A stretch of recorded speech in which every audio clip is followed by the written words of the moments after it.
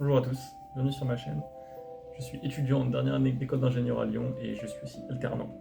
Je suis développeur full stack dans une plutôt grosse entreprise et du coup j'ai jamais eu vraiment le temps de faire du front de A à Z en fait parce qu'on va forcément modifier une application qui est déjà existante.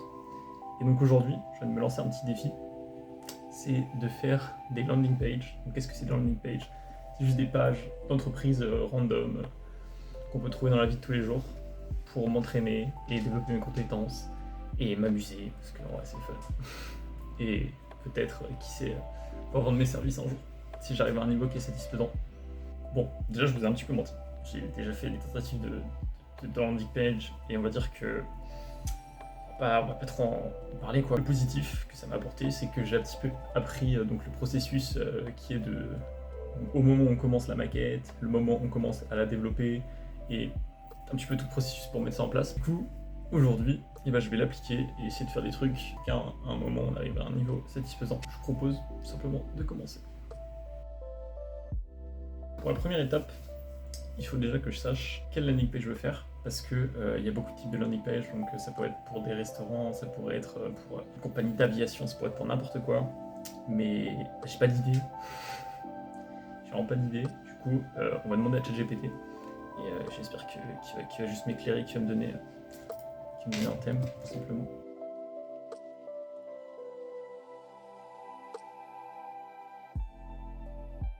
Ok, du coup on va faire une landing page de boulangerie et on va commencer directement par s'inspirer de sites qui existent parce que je ne sais pas vous, mais je ne regarde pas souvent des sites de boulangerie dans ma vie.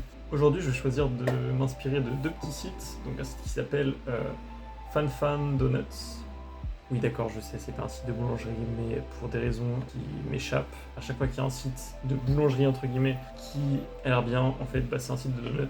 Je vais m'inspirer de ce site. Et pour le deuxième, je vais m'inspirer d'un site qui s'appelle All Bakery, donc la boulangerie de la chouette. Et c'est un site tout bête avec des petites images, on peut voir un petit peu comme le premier site, des petits displays de ce qu'ils vendent, etc. Et des trucs assez simples pour qu'on commence sur de bonnes bases tout simplement. Maintenant, on va passer à ce pourquoi je fais cette vidéo, aka le design, là pour regarder les sites, pour tenter des trucs, créer des trucs. Et je vous propose tout simplement de se lancer.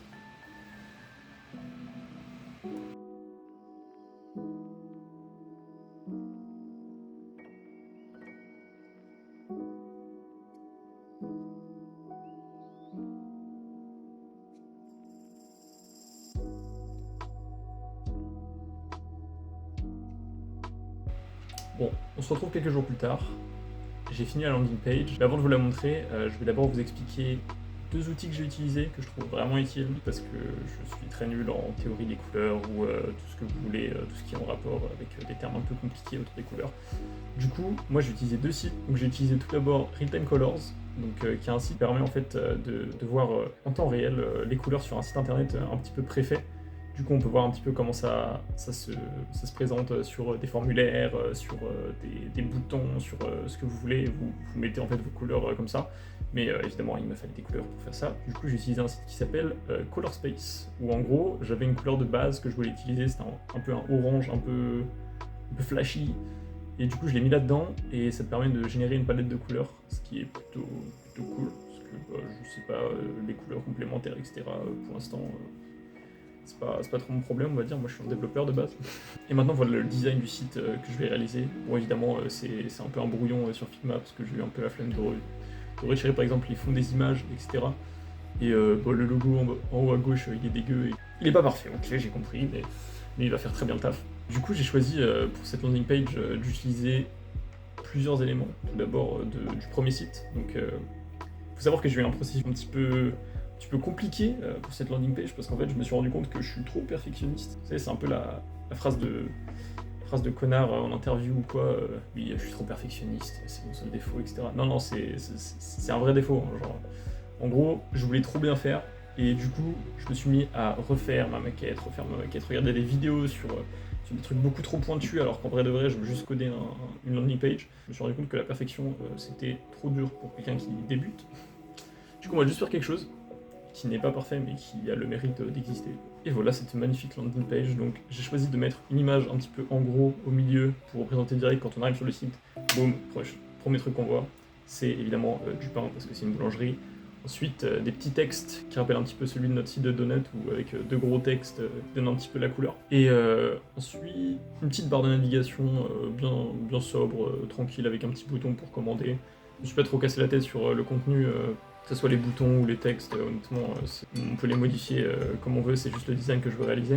J'ai fait une section pour avoir du coup les horaires d'ouverture de la boulangerie et la localisation, parce que pour moi c'est un petit peu les infos principales qu'on va vouloir avoir entre guillemets si on veut tout simplement aller dans cette boulangerie. Une petite image de Google Maps aussi. Ensuite, on a une section où tout simplement on présente un petit peu un petit pain, etc. C'est joli. On montre que la boulangerie elle a de l'ancienneté, qu'ils savent ce qu'ils font. On a un petit bouton qui nous amène vers une page notre histoire, tout simplement. Et ensuite, la dernière section, une petite section de contact avec les réseaux sociaux et une adresse mail. Au départ, je pensais faire un formulaire de contact, etc. Mais je trouve ça un peu dégueu les formulaires de contact. Et puis en plus, qui voudrait contacter une boulangerie en vrai de vrai. Tu vas envoyer un mail à ta boulangerie pour avoir 3 pains au chocolat, je suis pas convaincu, du coup on va laisser ça comme ça. Et oui, j'ai mis des petits cupcakes qui sont un peu dégueux parce que j'ai pas enlevé le fond. Et du coup j'enlèverai le fond évidemment. Et ouais, j'avais envie d'un truc un petit peu qui tient en haleine sur le site, tu vois. Parce que je vais faire en sorte que ça apparaisse aléatoirement sur l'écran, que ça change un peu, je sais pas, j'ai envie de me lancer ça comme défi entre guillemets. Et si ça rend trop dégueu, évidemment, je le supprimerai parce que je sais pas trop où je fais avec ça. Et du coup, voilà notre super landing page. Et je pense qu'on va tout simplement pouvoir passer au code de cette landing page. Et j'ai bien hâte de coder parce que j'en ai un peu marre de faire du design. Du coup, je vous propose simplement de se retrouver pour faire du code.